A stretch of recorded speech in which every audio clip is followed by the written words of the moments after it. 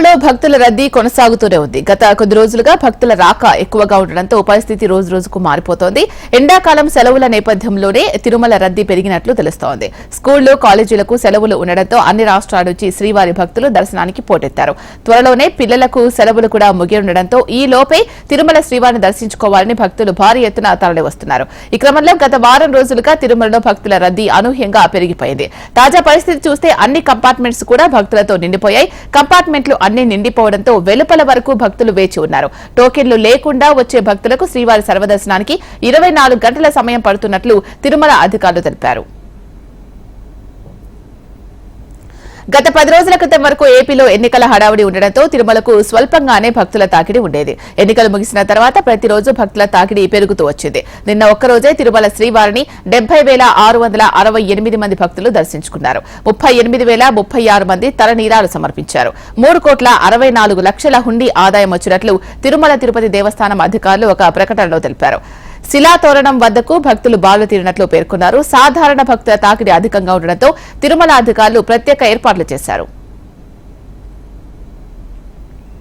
వేసవి సెలవులు పూర్తి కావస్తుండటంతో అన్ని ప్రవేశ పరీక్షల ఫలితాలు వెల్లడవడంతో విద్యార్థులతో పాటు తల్లిదండ్రులు మొక్కులు తీర్చుకునేందుకు క్యూ కట్టారు. ముఖ్యంగా శుక్ర, శని, ఆదివారాల్లో సామాన్య భక్తుల రద్దీ మరింత అధికంగా ఉండడంతో శ్రీవారి దర్శనానికి సుమారు 30 గంటల వరకు సమయం పడుతున్నట్లు తెలుస్తోంది. అయితే భక్తుల తాకిడి అధికంగా ఉండడంతో సామాన్య భక్తులకు త్వరితగతిన శ్రీవారి దర్శనం కల్పించేందుకు గాను జూన్ 30వ తేదీ వరకు శుక్ర, శని, ఆదివారాల్లో బ్రేక్ దర్శనం రద్దు చేసినట్లు తిరుమల తిరుపతి దేవస్థానం ప్రకటించింది. ఇందుకు గాను సిఫార్సు లేఖలు స్వీకరించబడవు అని ఈ ప్రకటనలో తెలిపారు. భక్తులు సహకరించాలని తిరుమల దేవస్థానం అధికారులు విజ్ఞప్తి చేశారు.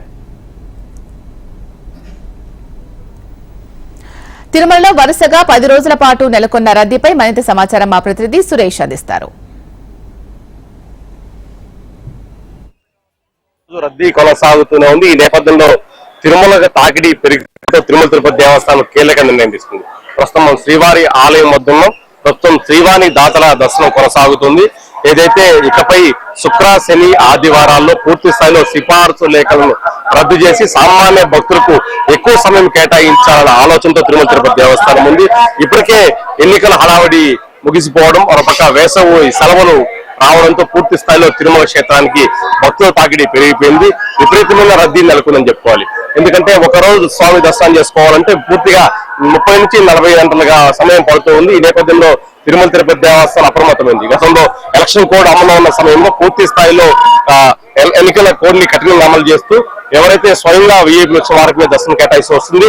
అయితే పూర్తిగా హడావిడి తగ్గడంతో ఎలక్షన్ కమిషన్ కి లేఖ రాసి ఆ సిఫార్సు లేఖలపై దర్శనం పొందొచ్చని నిర్ణయం తీసుకుని అయితే తిరుమల క్షేత్రంలో గత 9 రోజులుగా రద్దీ విపరీతంగా పెరిగిపోవడంతో సామాన్య భక్తులకు ఇబ్బంది కలుగుతుంటో తిరుమల తిరుపతి దేవస్థానం శుక్ర, శని, ఆదివారాలతో పాటు జూన్ 30వ తేదీ వరకు కూడా పూర్తి స్థాయిలో శుక్ర, శని, ఆదివారంలో పూర్తి స్థాయిలో సిఫార్సు రేఖలపై ఇచ్చే దర్శనాన్ని రద్దు చేసింది. రాజ్యాంగబద్ధ హోదాలో ఉన్న ప్రముఖులు వస్తే మాత్రమే దర్శనం కేటాయిస్తూ నిర్ణయం తీసుకుంది. అయితే క్యూలో వేచి ఉన్న వారికి నిరంతరాయంగా అన్నపానీయాలతో అందజేస్తూ సామాన్య భక్తులకి త్వరగా దర్శనం చేయించే దిశగా తిరుమల తిరుపతి దేవస్థానం ఆలోచిస్తుంది.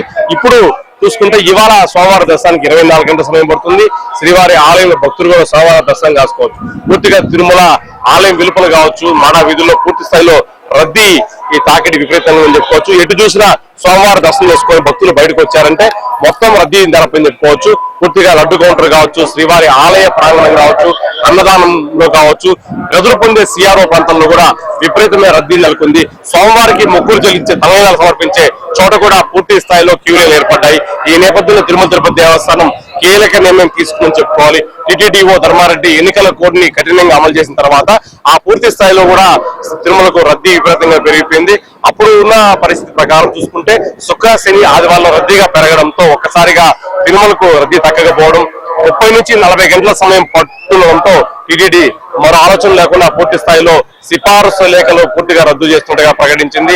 రాజ్యాంగబద్ధ హోదాలను వారికి స్వయంగా వస్తే దర్శనం కేటాయిస్తామని చెప్తుంది. మనం విజువల్ చూసుకుంటే తిరుమల శ్రీవారి ఆలయం ముందున్న పూర్తి స్థాయిలో సామాన్య భక్తులతో మొత్తం రద్దీ నిండిపోయింది చెప్పుకోవాలి. ఎక్కడెక్కడ పూర్తిగా రద్దీ విపరీతంగా ఉంది. ఈ నేపథ్యంలో శుక్ర, శని, ఆదివారంలో సిఫార్సు లేఖలు రద్దు చేసి సామాన్య భక్తులకి పెద్దపీట వేసే దిశగా తిరుమల తిరుపతి దేవస్థానం నిర్ణయం తీసుకుంది. అయితే పూర్తిగా ఇకపై జూన్ 30 తారీఖు వరకు కూడా సిఫార్సు లేఖలు రద్దు చేసి సామాన్య భక్తులకే ఎక్కువ సమయం కేటాయించబోతున్నారు. రాజ్యాంగబద్ధ హోదాలో ఉన్న వారు మాత్రమే సోమవారికి దర్శనానికి వస్తే విఐపి దర్శనం కల్పిస్తాం కాబట్టి ఆ రకంగా సిఫార్సు లేఖలు ఎవరు తీసుకురావద్దు, సామాన్య భక్తులు ఎక్కువ సమయం వెచ్చి ఉండాలి, సహకరించాలని చెప్పి ప్రతి ఒక్కరిని తిరుమల తిరుపతి దేవస్థానం ఒక ప్రకటన ద్వారా విజ్ఞప్తి చేస్తూ వస్తుంది. ఆ రకంగా పూర్తి స్థాయిలో తిరుమల రద్దీ ఉండడంతో కీలక నిర్ణయం తీసుకొని చెప్పుకోవాలి.